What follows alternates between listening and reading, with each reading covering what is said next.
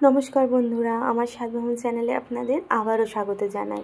যেহেতু কালকে ছিল বৃহস্পতিবার দিন রাতের ডিনারে রুটির সাথে কি বানাবো ভেবে না পেয়ে আমি বানিয়েছিলাম বাঁধাকপির ঘন্ট। বাঁধাকপির ঘন্ট কিন্তু আপনারাও জানেন, সবাই জানি, কিন্তু আমার মতো করে অবশ্যই বাড়িতে এরকম করে ট্রাই করবেন আর খেয়ে বলবেন কেমন হয়েছিল। আমি এখানে একটা হাফ বাঁধাকপি, একটা আলু নিয়ে কুচি কুচি করে কেটে ভালো করে জলে পরিষ্কার করে ধুয়ে অল্প পরিমাণ জল দিয়ে প্রেসার কুকারে একটা মতো সিটি মেরে নিয়েছি, সিদ্ধ করে নিয়েছি। দিয়ে এবার কড়াইতে পরিমাণ মতো সর্ষের তেল দিয়ে দিয়েছি ফোড়নে একটা তেজপাতা, একটা শুকনো লঙ্কা আর কিছু গোটা জিরে ফোড়ন।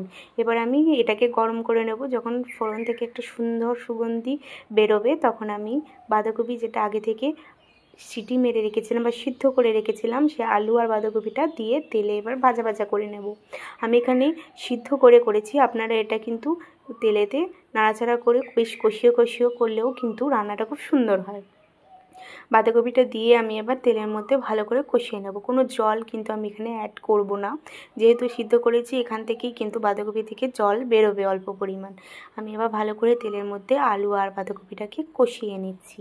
এবার আমি এখানে পরিমাণ মতো হলুদ। আমি এখানে 1 চামচ হলুদ দিয়ে দেব পরিমাণ মতো নুন, টেস্ট অনুযায়ী নুন দিয়েছি।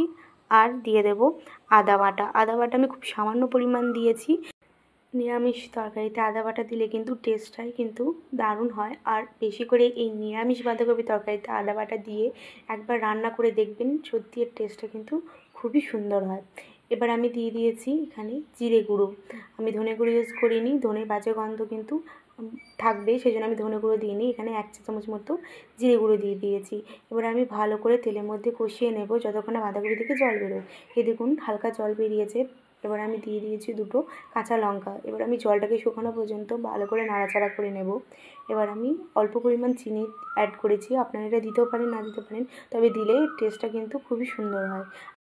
দিয়ে দেবো 1 চা চামচ মতো ভাজা মশলা। আমি এটাকে ভেজে আলাদাভাবে রেখে দিই যে আমার সব তরকারিতে দেওয়ার জন্য। এখানে আমি গোটা ধনে, গোটা জিরে, 5 ফোড়ন আর একটা শুকনো লঙ্কা নিয়ে সেটাকে হালকা করে ভেজে গুঁড়ো করে রেখে দিয়েছি। সেটা দিয়ে ভালো করে তরকারিটাকে মিশিয়ে নেব। দিয়ে আমি গ্যাসটা অফ করে নামিয়ে নেব বাঁধাকপির এই ঘন্ট। এবার আমি ওপর থেকে দিয়ে দেব নারকেলের কুচি। আমি নারকেল কুচিটা লাস্টে অ্যাড করেছি, আপনারা এটা রান্না করার সময়ই দিতে পারেন, তবে লাস্টে অ্যাড করলে না, যখন আপনারা খাবেন এটা রুটির সাথে বা পরোটার সাথে, তখন কিন্তু এটা মুখে পড়বে নারকেলের কুচিটা, এর কিন্তু টেস্ট অন্য কোনো কিছুর সঙ্গে তুলনাই হবে না। অবশ্যই আমার মতো করে বাড়িতে তৈরি করে দেখবেন এরকম করে বাঁধাকপির ঘন্ট নিরামিষভাবে। আর আমাকে নিচে কমেন্ট করে জানাবেন কেমন হয়েছিল। ভিডিওটি ভালো লাগলে অবশ্যই লাইক, শেয়ার, সাবস্ক্রাইব করে দেবেন। ফেসবুক থেকে দেখলে চ্যানেলটিকে ফলো করে দেবেন, লাইক করে দেবেন। পাশে থাকবেন, সুস্থ থাকবেন, ভালো থাকবেন। নমস্কার।